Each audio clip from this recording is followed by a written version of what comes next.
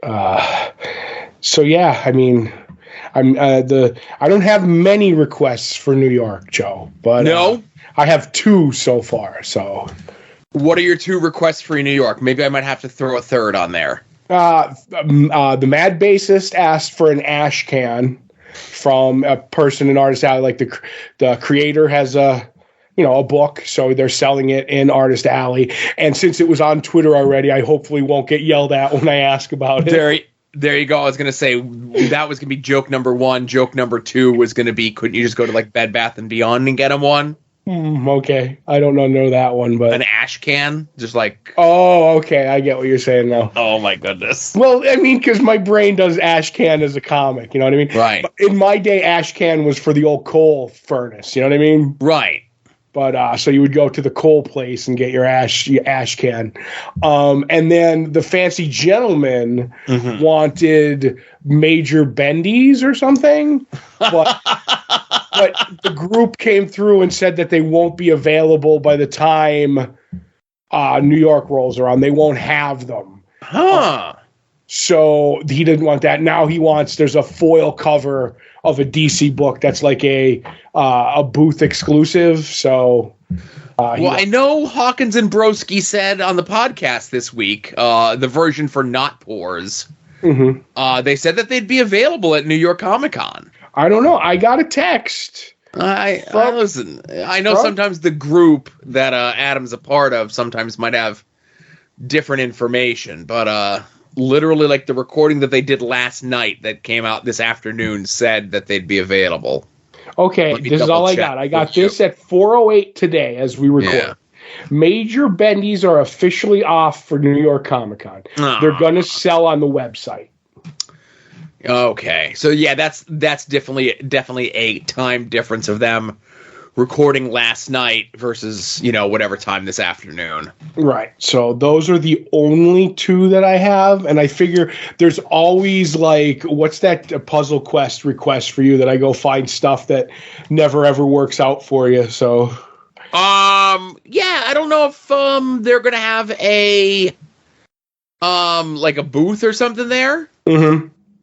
Like a presence, I guess, if you will. I don't think they're gonna. But if they do and you see it, I'm not going to say go out of your way, but if it's in your travels, Yeah. Or if you hear about it, let me know where it will be. So if in my travels, I come across, you know what I mean? Like if you say, they're at booth, because the Artist Alley booths are different than the show floor booth. So if you say they're at booth 237, I do the whole floor. That is one thing that I always do, is I walk up every aisle so I can see everything. So if you tell me that, I'll be like, oh, all right. When I get into the 200s, I'll put my head on a swivel. But anytime somebody gives me a request, I always go, if you can give me a table number or a booth number, that helps me out so much. Right. What was your request? Well, mine was going to be go harass Hawkins and Broski, but Adam already had you going over to them. Right. I was going to get my mark photo. They were going to get their mark photo with me, Joe. Yes. And then I was going to go see if the Rob was there. So, oh my God, can you imagine Broski and Hawkins and the Rob hanging out? Well, I think Broski and the Rob are cut from the same cloth, I bet they both cut a lot of stuff from the same cloth. Yeah, I'm looking here. I'm looking at who would be posting about the Bendies not being available in the group. But if Adam texted you and said they're not available, then I guess, they're not. I mean, if he texts me on the floor and says they are now, I mean, you know what? I'll go. I don't know what Bendies he's looking for, but I'm going to walk by that booth eventually. Yeah. It's just, again, it's going to be Hawkins and Broski just in like alternate outfits, right? Yeah, but I won't know what alternate outfits are. Yeah. You know what I mean? So unless the package actually says New York Comic Con exclusive, but Yeah. That's all. I mean, like I said, I'll get anybody anything as long as it's not too hard to get, Right. Like I always say, as long as it's not an all-day thing, I'm willing to grab, And so nobody else has hit me up yet. I figure I'll probably get a few while I'm on the floor. You know what I mean? because I've had that happen where it's like, oh, surprise, we're announcing this today, you know, at 1 o'clock, we're going to start having whatever. And I'll be like, okay, send it along, you know. But I really don't have much of a game plan because there's not too many people there that I'm like jonesing to see. So I was hoping to have more assignments that would at least give me something to do throughout the 4 days. Yeah, and like I said, I'm not going to doubt Adam when it comes to his nonsense, right? Mm-hmm. But I just ran through the Facebook page. I ran through the guy who does the bendies. I checked Brian's posts. I checked Broski's posts on Facebook and Twitter and the show account, and there's no mention of a delay. But if Adam says there's a delay, I'm not going to argue with Adam. You know what I mean? Right. Well, maybe Adam's broke, so he can't afford them, and he's just too proud to say it. I guess. I don't know. I go by whatever you guys tell me on this stuff. Yeah, you know? Yeah. Like, if I tell you something about, like, Doctor Who, you're not going to go, well, I heard, you know? So I'm the same way with you guys and your love of Broski and Hawkins, you know? Well, Adam's love of Broski and my friendship with Hawkins, but I get you. Right. So I wanted to tell you a story about that I saw coming up on my feed. I don't want to incriminate. They did not incriminate the artist, but I want to tell you this story that I saw on Twitter. Okay. And again, a renowned person of the comic book community. They're not like a writer or an artist, but they're in the community, right? Mm-hmm. Tweeted out this afternoon, Tuesday, as we're recording this, an artist I commissioned and paid for 2 years ago completed the piece in July and still hasn't shipped it. Saw that they were going to be at New York this weekend, told them I was going to be there and I could just pick it up from them at his table. He left me on read and replied to me later this day. So Monday, and then this is Tuesday. He's saying that, like, he sent the guy the message on Monday and he just got back to him on Tuesday, right? Right. So he gets back to him on Tuesday and says, I just shipped it yesterday. Doesn't provide him a tracking number. Then an hour later, he gives him a tracking number, but it doesn't work because it was just done literally like in the time that he said I shipped it yesterday and the time that he sent it, right? No, he doesn't want to carry it. Right. So then, like, as we go to record, that's why it reminded me, it just popped up. It says the tracking number now works, though it still has not left where he's from, so it probably would have been easier for him just to bring it to the show and give it to me. Right. I'm going to say that person is a Northwesterner right now. Now, I didn't want to incriminate anyone involved, but as soon as I first saw this, I'm like, ooh, I bet you this is a Northwestern based or located artist. But no, the person is on the East Coast. Okay. Interesting. But the guy who is tweeting this is coming from the West Coast to New York. Gotcha. Because I was waiting for you to say that this person was going to say, I already left on the plane, because the artist that's in my brain usually comes to New York early because he used to live there and would hang out. You know what I mean? Like, go see old friends and stuff like that. I always kind of knew you had to get him. I mean, I don't know who this artist could be that we're not talking about. Would you know what I mean? Would do that. So, but that's interesting. I'm really curious because there are a lot of guys that take a really long time, man. Artists, they're not like, mechanics. They're two different mindsets. Mm-hmm. So I like I said, I got nothing for you. I just saw that story and it reminded me of similar instances with you, you know. Mm-hmm.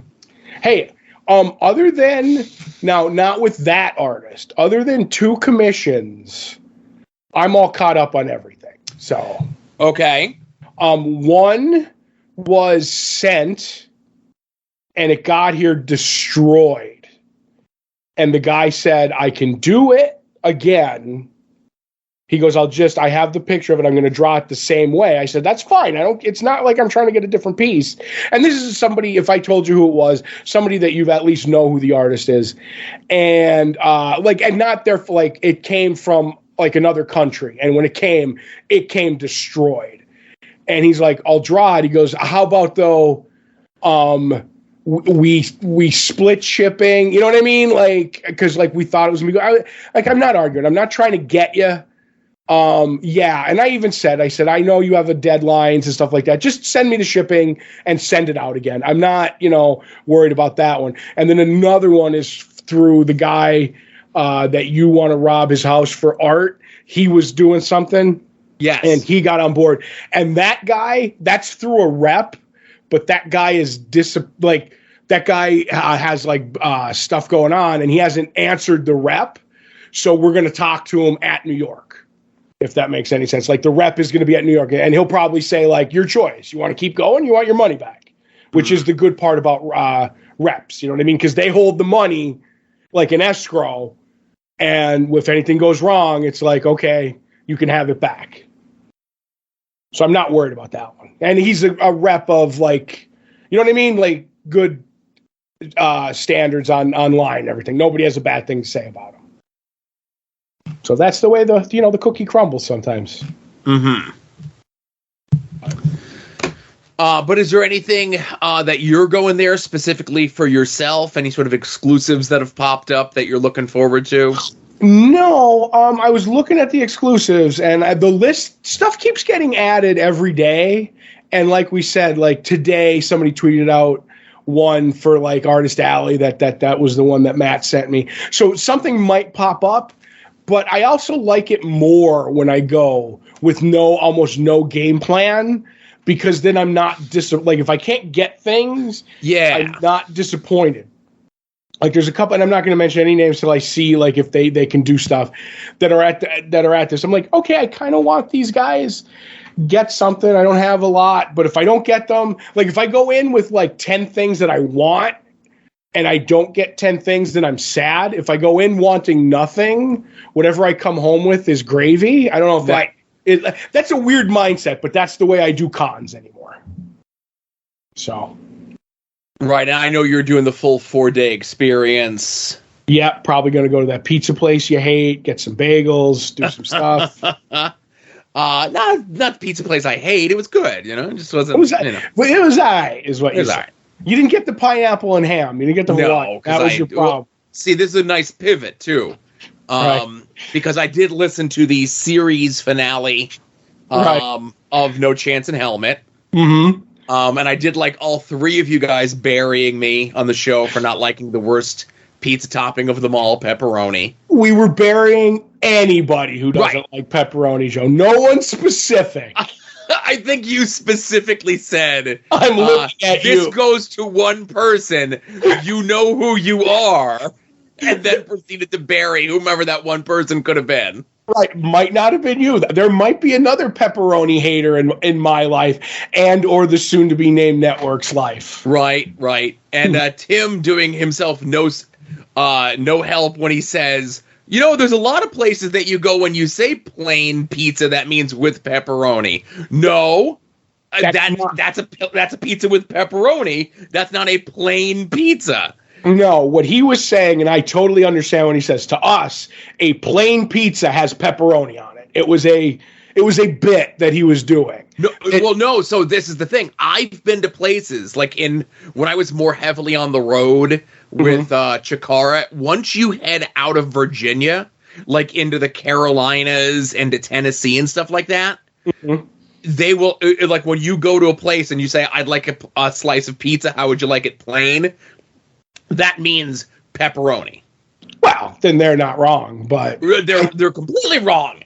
Well, no, hey, plain has pepperoni. See, I didn't know that was a true thing. I thought he was joking. No. To us, like he's like, you say plain and it has to come with pepperoni. So I didn't know that.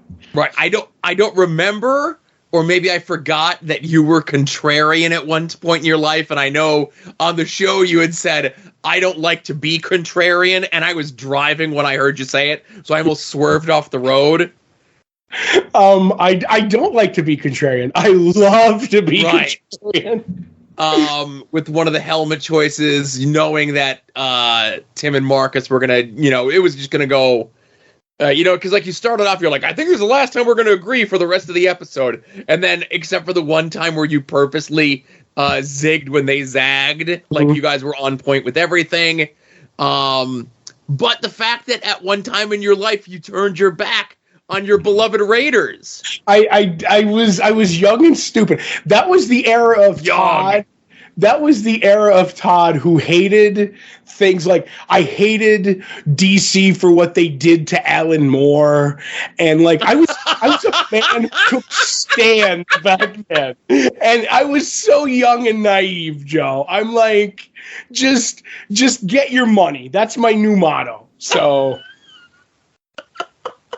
But I was worried over the course of the episodes, and again, I don't want to give away. I'm doing my best because the episode just came out this past Thursday. Just in case people haven't gotten a chance to listen to it, listen to all 5 episodes. Sure. And I hope you guys do a revisit next year if they do decide to change some of the helmets. Right? I do think every year they're going to add helmets. Right. Or even people who've had helmets this year can have a different one next year. And I talked to them, and everybody seemed down with it because all it would take is one episode. If they did, say, like 8 new helmets, it would just be, last year, this was the winner one. Is this one better than that one? No. Yes. You know what I mean?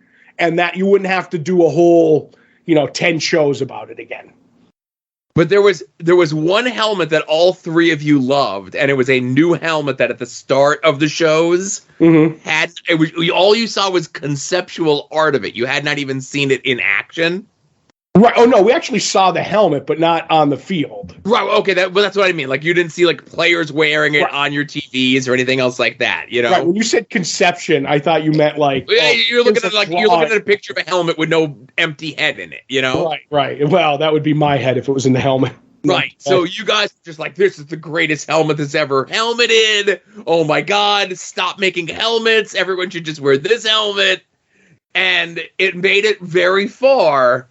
And I literally, when it got to the finals, this episode title of After Dark was going to be Blank Got Robbed. Right. Because I just assumed the way that you guys were going the whole year, like the whole series, they're like, oh, it's a given. This helmet's going to win it all. And I'm happy to say that old school won out over the new freshness. Right. And I will say this. Joe, I'm not saying I didn't like said helmet. Right. But I may have been kayfabing it a little harder than, because I knew when this started, I knew what helmet I wanted to win. Yes. And that's all I'm going to say. Okay. And maybe during the show, there was me holding up something and it was explained. So I went in hot. But I was like, I'm not giving it away. I'm playing with these boys. I'm like, yeah, it's a great helmet. And it was a great helmet. But, that's all I'm going to say. And I did love the fact that due to both you and Marcus's stubbornness, that neither one of you would relent. So the Raiders and the Chiefs helmets got eliminated like way earlier than they should have. Oh, Joe. The stubbornness of the both of you. I loved it. Marcus, Marcus is never going to listen to this, so he's a Patreon member, and so is Tim. Yeah, I think he, just because he's on a hot streak, he's on a heater. That's why he's a Patreon guy. But no, I knew that this was going to happen, and I didn't mind because I had my pick before we started. People may not have believed that, but I had my pick before we started. And it didn't matter to me because the Raiders I wasn't going to pick the Raiders, if that makes any sense. And I was willing to go in. And when I knew Marcus wouldn't budge, I was not going to relent because I knew that he couldn't vote for the one that was going to win then. So all bets were off. Gotcha. Like, any helmet. And I was even trying to do the thing of, Marcus, now it's up to you because I'm playing chicken. I'm not going to swerve. If you don't pick the Raiders helmet, I will let the Chargers helmet win, knowing it's not going to win. Mm-hmm. And he dug his feet in, and that's the way it was. And then he was pretty much the way he was at the end of the show, even after we stopped recording. So I was like, okay, Marcus, we can go now. I hope our friendship survives. This burgeoning friendship of ours. Yes. But they were all good sports. I mean, I felt bad because they have a rapport, and I didn't know. Like, I was like, how will they get when I'm being asked, Todd? You know what I mean? Or will they take it personally? So I was like, I know Joe knows, and Joe knows when to just walk away, and Adam will joke around with me. But I'm like, Marcus and Tim, I don't know. I have to pull it back a little bit because I don't know if you know this, Joe. I can come out a bit strong sometimes. Every once in a while. But I think you let just enough Todd out to win, a la Milton Berle. There you go. Yes. I understand that reference. There you go. One of my favorite stories of all time. Right. It's a great showbiz story. So yeah, that's it. I definitely, like I said, whether you're a football person or not, I'm not. I don't care. Football's fake. But if you're a fan of us and you're a fan of Porch Talk, and you're a fan of Todd, definitely go check that out for more Todd in your life. Mm-hmm. Like, who doesn't need more of that? Right. And like I said, it's a self-contained 5-episode thing. Like, the whole thing, I think, is gonna be, if you listen to the whole thing, it's like 5.5 hours total. And it was fun. It was a fun romp, Right. And it does get you, like you said, your daily dose of vitamin Todd, Yes. So, but I'm glad you enjoyed it, Joe. I was worried. Yes. You were my target audience this whole time. Yeah, listen, I'm supportive of all the shows in the soon-to-be-named network, Right. Are you going to be supportive if me and Adam do the Doctor Who show? You know what? When that happens, I'll be right on top of it. There you go. And this is going to be one of those things that you'll get later, but the listeners who aren't on the Patreon will get now. Maybe there'll be another show on the network that you'll have no choice but to listen to. Okay. All right. I'm not you won't know until later. Oh boy. I don't like that supervillain laugh, Joe. You popped way too hard for most of the stuff on this show, so I don't know. I don't trust you tonight. I'm in a good mood today. Hold on. What's the date today? I got to mark that on the calendar. I'm in a good mood most days. It's nice. Sure. It's nice and chilly out, Mm-hmm. Mm-hmm. I got a belly full of chicken, Oh, well, that explains it. Yeah. Well, we'll see how the sound comes out on this episode. That might change. Yeah. Well, it's I run it through the gimmick anyway, so we're right. Good. All right. So that's enough. Longbox Heroes After Dark nonsense. This was episode 412. Hey, if you see Todd at New York Comic Con, yell his name. So this is the only other thing I'll mention before we wrap this up. Mm-hmm. So in between us doing this show and last week, I went to Philly with a friend of the show, co-host Wings on Wings, and We Need a Wrestling DJ to go see All Elite Wrestling. Right. And there were people that I saw there that I knew, right? Mm-hmm. So, like, they wouldn't see me, or they'd be, like, a distance away from me. So I would just yell their first and last name out as loud as I could. Right. Until they acknowledged me, right? Mm-hmm. So it's like we're going into, like, our section, like, 102, and a guy that I see is going into, like, 104, like, down on the thing, and I spot him, and I just start yelling, this isn't his name. But I'm just like, Bill Smith. I'm yelling your government name until you listen to me. Right. And my voice carries. So if you see Todd at New York Comic Con, just yell his full first and last name at him until he acknowledges you. Right. People might not recognize me. I'm going to bring up my camera for a second, Joe, but you don't get to say anything. All right.